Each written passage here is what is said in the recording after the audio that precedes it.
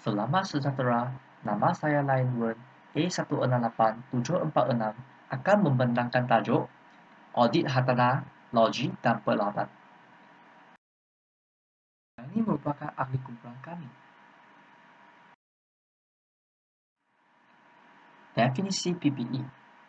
Hartanah, logi dan peralatan adalah aset nyata yang dipegang untuk kegunaan dalam pengeluaran atau bekalan barang atau perkhidmatan, sewa kepada orang lain atau tujuan pentadbiran, dijangka akan digunakan lebih daripada satu tempoh pelaporan.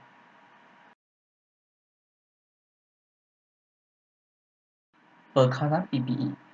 Dalam memperkarakan hartanah, logi, dan peralatan, terdapat 6 proses utama, yaitu pengiktirafan aset, penentuan nilai dibawa, susut nilai, kerugian kemerosotan atau penjelasan, yaitu impairment nilai diiktiraf berhubungan dengan item berkenaan, penambahan nilai aset, dan pelupusan.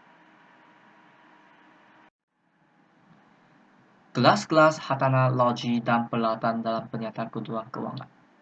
Yang pertama, kelas tanah. Kedua, hartanah dan bangunan. Ketiga, logi dan mesin. Keempat, kenderaan bermotor. Dan kelima, alatan pejabat. Memang tidak dapat dinafikan bahawa kehidupan harian kita tidak dapat dielakkan dalam penggunaan PPE. Sebagai contoh, tanah yang digunakan, bangunan operasi, jalan raya, mesin, kapal, kenderaan, perabot, peralatan pejabat, jambatan, peralatan pertahanan, dan kapal terbang. Objektif khusus mengaudit hartanah, logi, dan peralatan. Yang pertama, memastikan PPE yang dinyatakan adalah wujud, memastikan hak milik terhadap PPE, membuat penimbangan sama ada penilaian PPE memberikan barang yang sebenar dan saksama yang mengikut GAAP, memastikan bahawa belanja susut nilai dan susut nilai terkumpul adalah munasabah, memastikan pelupusan PPE direkodkan dengan betul bersama pengiktirafan laba dan rugi. Jenis-jenis transaksi. Yang pertama, perolehan PPE sama ada tunai ataupun bukan tunai yang dipertimbangkan. Kedua, pelupusan PPE melalui jualan, pertukaran, persaraan atau pemberhentian. Yang ketiga, susut nilai bagi PPE berdasarkan keperluan dalam ekonomi semasa. Keempat, pajakan PPE yang terdiri bagi pajakan koperasi dan pajakan kewangan. Proses pengurusan PPE. Dari segi proses pengurusan PPE pula, ia terdiri daripada Physical Plant Department dan IT Department. Proses ini akan bermula daripada dokumen Specialized PPE Transaction yang seterusnya pergi ke input untuk menjadikan kepada PPE program, iaitu satu aktiviti dan proses pengurusan PPE yang penting. Dari segi jabatan IT pula, ia bermula daripada proses pemprosesan, iaitu bermula daripada data store, iaitu PPE Transaction File dan PPE Master File. Kedua data store ini akan dimasukkan kepada aktiviti PPE program. Seterusnya, proses aktiviti akan mengalir ke General Ledger Program untuk menjadikan General Ledger Report dan satu lagi akan mengalir kepada PPE Transaction Report. Dokumen ini akan pergi ke dokumen PPE Subledger dan PPE Transaction Report untuk kegunaan dikaji semula. Semasa ini, aliran ini akan kembali kepada Physical Plant Department semula, di mana PPE Subledger disimpan ke General Ledger setiap bulan. Seterusnya, dipersilakan ahli kumpulan saya, Mus, untuk menerusi ke penerbangan kami. Sekian, terima kasih. Okey, terima kasih Lai. Okey. Assalamualaikum dan hai. Nama diberi Abdul Mustaqim Zulkifli, nombor metrik A168580. Dan hari ini saya akan menerangkan berkenaan dengan penilaian sesuatu risiko semula jadi. Sebenarnya, terdapat 3 jenis faktor risiko semula jadi dalam aktiviti-aktiviti operasi yang perlu diambil berat atau yang perlu dititik berat oleh seseorang juraaudit. Misalnya, faktor pertama ialah isu perakaunan yang kompleks. Semua transaksi, yang dilakukan oleh syarikat berkaitan dengan PPE iaitu hartanah, loji dan peralatan mesti direkod mengikut MFRS 116. Seterusnya, pihak pengurusan perlu menyatakan sesuatu pajakan operasi atau pajakan kewangan. Dan juruaudit mesti menentukan sama ada aset yang perlu diakaunkan pada akaun yang betul berdasarkan kenyataan oleh pihak pengurusan. Seterusnya ialah faktor yang kedua, iaitu kesukaran untuk mengaudit transaksi. Okey, penentuan hak milik aset mestilah berdasarkan ikat janji kontrak ataupun sesuatu invoice. Aset yang dibina juga perlukan pertukaran aset bukan monetary dan aset yang didermakan sukar ditentukan nilai yang saksama. MFRS 116 mesti menyatakan kos abnormal tidak dimasukkan di dalam sesuatu nilai kos aset. Kehujuran transaksi juga akan menyebabkan peningkatan kos semula jadi. Seterusnya ialah faktor yang ketiga, iaitu kesalahan nyata yang berlaku pada audit sebelumnya. Misalnya seperti penilaian risiko mestilah lebih tinggi daripada audit yang lepas jika berlaku sedikit atau tiada langsung. Okey, dan seterusnya saya akan menerangkan berkaitan dengan penilaian risiko kawalan proses pengurusan PPE. Objektif kawalan dalaman, antara faktor pertama ialah objektif kendalian. Semua urus niaga perlu disahkan dengan sewajarnya. Seterusnya, semua pengesahan mesti diikuti dengan sesuatu pelaksanaan. Selain itu, penggunaan aset mesti dibenarkan jika ia mengikut tata cara pengesahan sesuatu pihak pengurusan.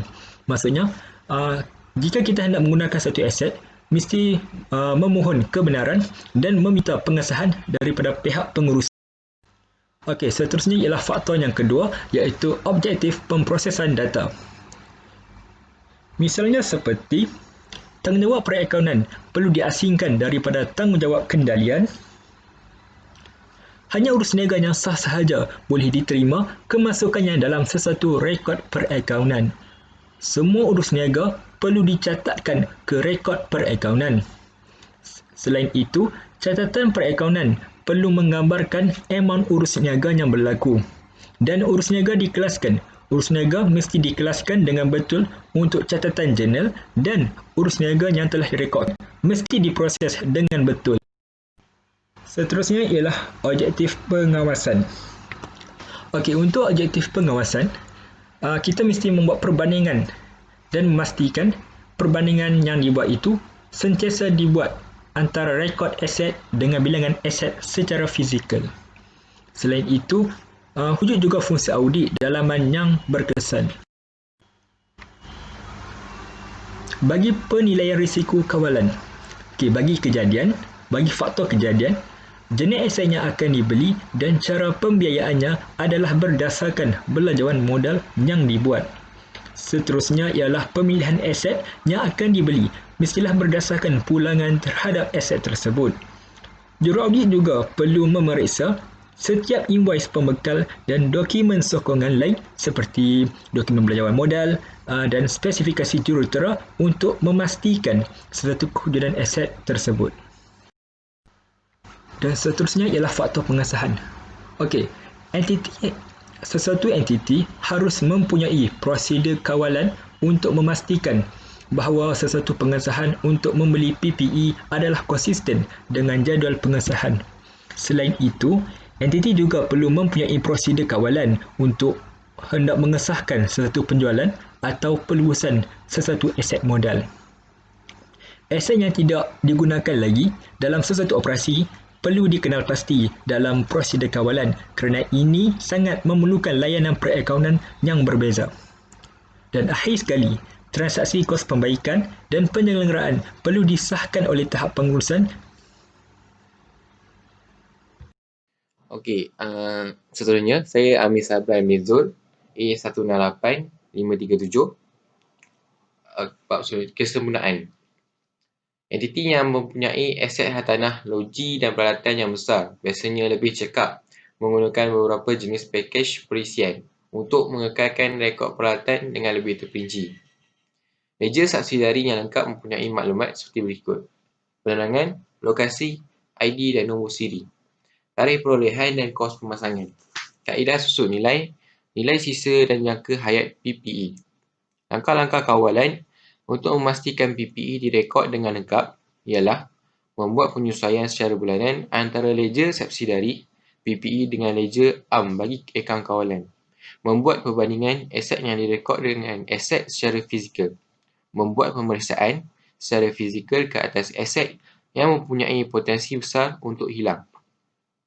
Juru audit perlu memastikan perbelanjaan yang dibuat ke atas PPE dikelaskan dengan betul. Belanja modal versus belanja hasil dan mematuhi GAAP.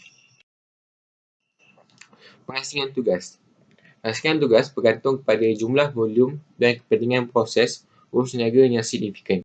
Contohnya, jika entiti membeli aset tetap dengan jumlah kuantiti yang banyak atau mempunyai projek modal yang besar, satu sistem kawalan yang formal diperlukan di sepanjang urus niaga yang dijalankan. Penghasilkan tugas dan kemungkinan kesilapan atau penipuan. Fungsi awal perlu diasingkan daripada fungsi pengesahan akhir. Jika seorang individu bertanggungjawab terhadap urus niaga, PPE dan pengesahan akhir, pembelian aset tanpa pengesahan boleh berlaku. Ini membolehkan pembelian aset yang tidak diperlukan, aset tidak memenuhi piawanan kawalan, kualiti syarikat atau pembayaran yang tidak sah kepada pembekal atau kontraktor. Seterusnya, fungsi perekodan PPE diasingkan daripada fungsi ledger AM. Jika seseorang individu bertanggungjawab merekod PPE dan ledger AM, individu tersebut boleh menyembunyikan penyalahgunaan yang biasanya boleh dikenal pasti melalui penyesuaian rekod subsidiari dengan kawalan ledger AM. Dan sebab itu, fungsi perekodan PPE diasingkan daripada fungsi penjagaan. Jika seorang individu bertanggungjawab terhadap rekod PPE dan mempunyai tanggungjawab penjagaan terhadap aset yang berkaitan, rekod peralatan dan perkakasan boleh dipalsukan dan pemalsuan rekod tersebut boleh disembunyikan melalui pelarasan rekod perekodan. Jika pemeriksaan inventory secara berkala dilakukan, individu yang bertanggungjawab terhadap perlulah bebas daripada fungsi penjagaan dan penyimpanan rekod. Jika individu yang bertanggungjawab terhadap pemeriksaan inventory secara berkala, bagi PPE juga bertanggungjawab terhadap fungsi penjagaan dan penyimpanan rekod. Kecurian aset fizikal entiti boleh disembunyikan. Prosedur substantif. Tata cara analitikal. Bandingkan baki akaun PPE dan belanja susut nilai tahun lepas versus tahun semasa lepas mengambil kira sebarang perubahan dalam aset. Mengira nisbah bagi belanja susut nilai berkaitan akaun PPE dengan tahun lepas. Jika nisbah adalah rendah berbanding tahun lepas dan terdapat aset yang telah dirupuskan, mungkin belanja susut nilai lebih nyata. Prosedur substantif. Mengira nisbah belanja pembaikan dan penyelenggaraan berkaitan PPE dengan tahun sebelumnya. Objektif ialah mengenal pasti item yang perlu dimodalkan. Juru audit perlu pastikan akaun PPE hanya merekod caj pembaikan dan penyelenggaraan yang betul. Malah, juru audit dapat mengesan belanja amount yang besar. Mengira nisbah belanja insurans dalam akaun PPE dan bandingkan dengan nisbah tahun lepas. Mengkaji semula belanjawan modal dan perbandingan amount yang dibelanjawankan dengan jumlah yang dibelanjawankan. Ujian alternatif transaksi. Kenyataan. Kejadian occurrence. Kebakaran salah jika tiada fikir dalam pengurusan. Salah nyata dalam merekodkan persembahan dan perupusan aset tetap. Tata cara kawalan. Pihak pengurusan perlu pastikan amount yang direkodkan sama dengan jumlah terdapat dalam perjanjian perpajakan. Pihak pengurusan perlu menyimpan rekod bukti berkaitan penambahan dan perupusan aset tetap. Ujian substantif. Meneliti perjanjian perpajakan untuk memastikan transaksi perpajakan diambil kira dan diakaunkan dengan betul. Menjamin ketepatan penambahan perupusan melalui invoice, pembekal dokumen semua dan lain. Hai, nama saya Muhammad Arif Budiman Muhammad Hakim, A169409. Jadi hari ini saya akan menerangkan tentang tata cara kawalan untuk ujian substantif. Jadi untuk kesempurnaan kebarangkaian salah jika tiada tata cara kawalan dalam pengurusan adalah sesuatu urus niaga tidak direkod atau dicatat dalam akaun tertentu. Jadi tata cara kawalannya adalah pihak pengurusan perlu menyelaraskan ledger subsidiari PPE bulanan dan akaun kawalan ledger AM. Yang nombor 2, membuat perbandingan secara berkala bagi merekod ledger subsidiari dengan aset fizikal yang ada. Ujian substantif dia adalah perlu mengesan sampel permohonan belian dan akaun PPE. Dan seterusnya menjamin penambahan dalam sampel PPE dan didokumentasikan dan menunjukkan kebenaran yang sah. Untuk ketepatan, kemarkian salah jika tiada tata cara kawalan dalam pengurusan adalah tiada rekod amount yang di-charge di dalam akaun PPE. Yang kedua, mudah berlaku penipuan jika tiada dokumen atau bukti yang sah. Jadi tata cara kawalannya adalah pihak pengurusan perlu merekodkan amount yang di-charge bagi aset yang dihapus kira dengan betul. Ujian substantifnya adalah perlu menguji amount yang di-charge dengan susut nilai terkumpul dan pendapatan bagi aset yang dihapus kira. Okey, untuk pemaksaan, kebarangkalian salah jika tiada tata cara kawalan dalam pengurusan adalah tarikh dalam dokumen yang terlibat berbeza dengan tarikh yang direkod dalam akaun. Jadi tata cara kawalannya adalah pihak pengurusan perlu memastikan segala belian dan jualan aset modal direkodkan sebaik saja transaksi berkenaan berlaku. Ujian substantifnya pula adalah memeriksa belian dan jualan aset modal beberapa hari sebelum atau selepas tahun berakhir. Jadi untuk klasifikasi, kebarangkalian salah jika tiada TK dalam pengurusan adalah amount pajakan aset tidak tepat kerana tidak diklasifikasikan dengan betul dan tidak mengambil kira penambahan dalam kos aset tersebut. Jadi tata cara kawalannya adalah pihak pengurusan perlu mengelaskan transaksi pajakan mengikut klasifikasinya. Yang kedua, menambahkan kos yang meningkatkan nilai PPE ke dalam aset tersebut. Ujian substantifnya adalah menjamin transaksi termasuk pembaikan dan penyelenggaraan bagi item yang perlu diiktiraf sebagai PPE. Kedua, meneliti setiap transaksi pajakan diklasifikasikan dengan betul di antara pajakan operasi versus pajakan kewangan. Baiklah, untuk ujian substantif baki akaun, kenyataannya adalah dalam bahagian kewujudan. Jadi kebarangkalian salah jika tiada TK dalam pengurusan adalah gagal mengesan pertambahan ataupun pelupusan dalam aset PPE. Tata cara kawalannya adalah pihak pengurusan perlu memastikan baki akaun aset PPE selaras dengan jumlah aset fizikal sedia ada. Yang kedua, setiap pelupusan aset direkodkan dan memastikan bahawa aset tersebut dikeluarkan daripada akaun. Ujian substantifnya adalah mengesahkan kewujudan pertambahan dalam PPE dengan memeriksa aset modal secara fizikal. Juruaudit akan menerima jadual bagi kesemua rekod pelupusan aset dan mengesahkan bahawa aset PPE yang telah dilupuskan telah dikeluarkan dari rekod perakaunan. Okay, seterusnya, hak dan obligasi. Jadi kesan jika TK tidak ada adalah status pemilikan aset diragui, mudah berlaku penyelewengan jika tiada dokumen bertulis mengenai pemilikan aset. Okay, tata cara kawalannya adalah pihak pengurusan perlu memastikan segala dokumen berkaitan dengan pemilikan aset seperti surat ikatan harta, grant serta dokumen hak milik disimpan di tempat yang sebenar. Jadi, substantifnya adalah memastikan atau mengesahkan tajuk dokumen sebagai bukti pemilikan. Juruaudit boleh memeriksa dan mengesahkan pemilikan melalui surat ikatan, grant dokumen ataupun hak milik. Okey, untuk kesempurnaan, berlaku pengurangan ataupun pertambahan aset tetapi tiada catatan direkodkan. Kecurian aset boleh berlaku bila tiada pelarasan pemeriksaan secara berkala. Jadi tata cara kawalannya adalah pihak pengurusan melaraskan baki akaun dalam ledger subsidiary PPE mengikut bulanan dari akaun kawalan ledger AM, membuat perbandingan secara berkala bagi merekod ledger subsidiary dengan aset fizikal yang sedia ada. Juru audit akan mendapatkan dan menyediakan jadual utama dan jadual sampingan yang berkaitan dengan ledger AM. Yang kedua, mendapatkan ataupun menyediakan jadual terperinci mengenai pertambahan pelupusan dalam aset PPE bagi memastikan jumlah yang sama ditunjukkan dalam jadual utama. Juruaudit akan memeriksa secara fizikal terhadap sampel modal aset dan kesan terhadap ledger subsidiary PPE. Okey, untuk penilaian dan alokasi, kesan jika TK tidak diamalkan adalah tidak dapat mengenal pasti nilai aset semasa dengan tepat jika pengagihan susut nilai tidak dilakukan mengikut prosedur yang ditetapkan. Yang kedua adalah gagal mengenal pasti keadaan yang boleh menyebabkan rosot nilai dalam suatu aset. Okey, tata cara kawalannya adalah mengukur amount bawaan aset-aset tetap bagi mengenal pasti sama ada berlakunya rosot nilai ataupun tidak. Kedua, melakukan pengiraan dan mengenal pasti belanja susut nilai ke atas aset dengan prosedur yang telah ditetapkan. Menilai aset tetap telah dihapuskan atau dirosot nilaikan prosedur yang telah ditetapkan. Yang kedua, mengenal pasti peristiwa atau perubahan dalam keadaan yang menunjukkan bahawa nilai bawaan aset tidak boleh dipulihkan. Memeriksa dokumen-dokumen yang menyokong kerugian rosot nilai dan hapus kira terhadap aset-aset tersebut. Yang terakhir, menguji pengiraan ujian susut nilai dengan mengambil sampel aset modal. Baik, tata cara sensitif bagi pendedahan adalah: yang pertama, pendedahan dalam penyata kewangan mengenai hartanah, logi dan peralatan mestilah mengikut keperluan standard perakaunan.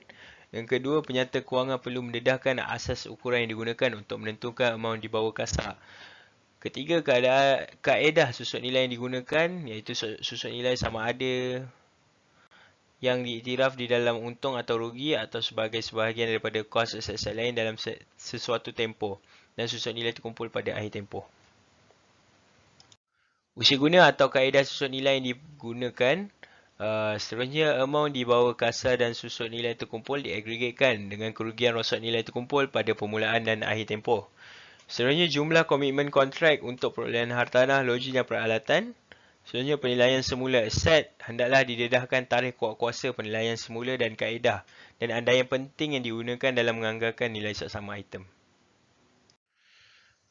Okey, dalam penilaian dalam penemuan audit, juraaudit akan mengumpulkan maklumat mengenai salah nyata maklumat perakaunan dan membandingkan ia dengan jumlah dalam panduan had kesilapan, dikenali sebagai tolerable misstatement.